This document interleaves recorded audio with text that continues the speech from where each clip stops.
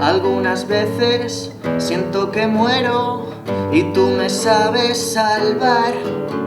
Bones, soc en Toni Torrico, soc un cantautor d'aquí de Figueres. Ara farà 16 anys que vaig començar en el món de la música.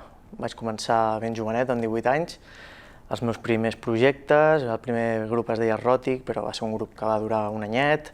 Després vaig estar amb Desencant, que ja va ser un grup més sòlid, vam estar 6 anys, hem gravat 2 discos, hem tocat a moltíssims pobles de Girona, hem sortit a fora, hem anat a Madrid, a València, a Saragossa, hem tocat a Barcelona.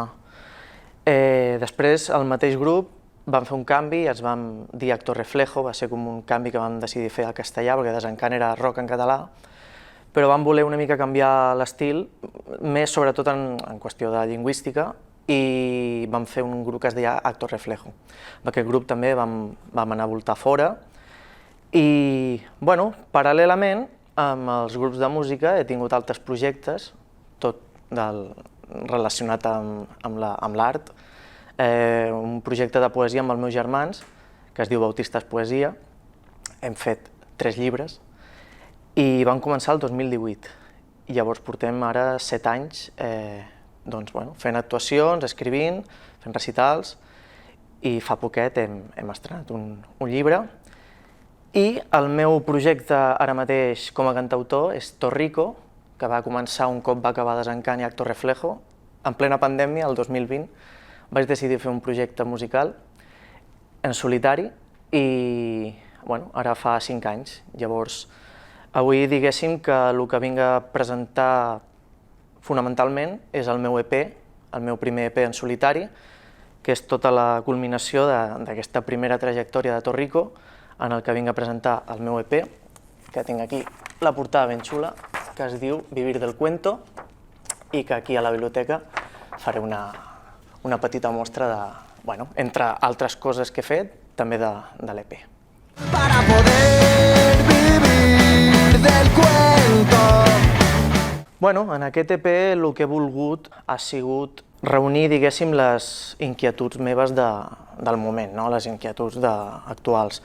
L'EP parla de les crisis personals meves, també una passió per l'ofici de músic, principalment. El títol Vivir del Cuento es refereix fonamentalment a viure de la música, però no en el sentit més pejoratiu de l'expressió, no és ni ser famós ni viure de la gent ni res, és principalment viure en un escenari i viure de la teva passió. Llavors, sigui a gran escala o petita escala, però és fer la passió, és viure de la feina que t'agrada. Llavors, l'EP també parla d'aquest tipus de lletres, també parla dels desitjos, els obstacles, la resiliència, també per saber sortir dels moments més foscos. L'EP junta una mica les dues coses, les temàtiques més fosques, més amargues, però també un punt de llum i d'esperançador i de sortir endavant. A día de hoy, en estas fechas, yo sigo en la brecha, capeando el temporal. Jo crec que, primer de tot, has de fer el que t'agrada, has de fer... Quan un comença a tocar, sempre té uns referents, uns grups de música.